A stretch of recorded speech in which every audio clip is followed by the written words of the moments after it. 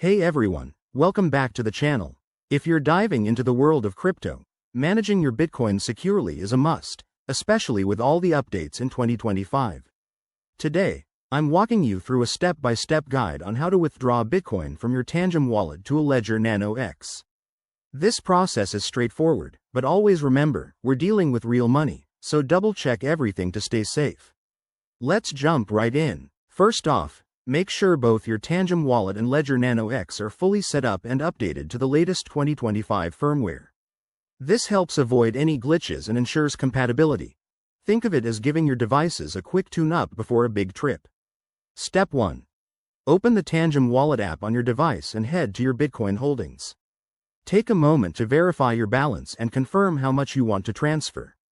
It's easy to get excited, but accuracy here prevents headaches later. Step 2. Select the Send or Withdraw option in the Tangem app. Now, you'll need the receiving address from your Ledger Nano X.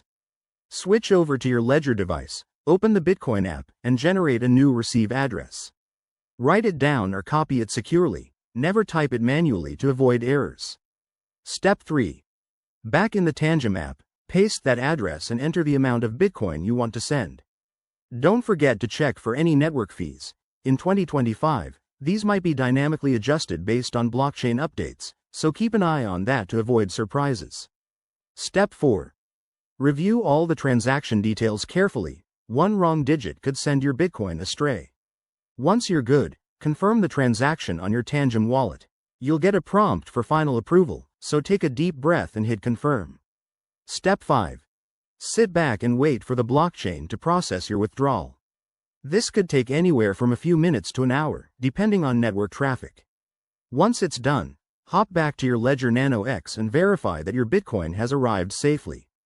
A quick tip: always prioritize security in 2025's evolving crypto landscape.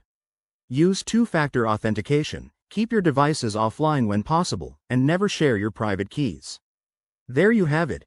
You're now a pro at moving Bitcoin between wallets. If this helped, hit that like button and subscribe for more crypto tips. Thanks for watching, and stay secure out there.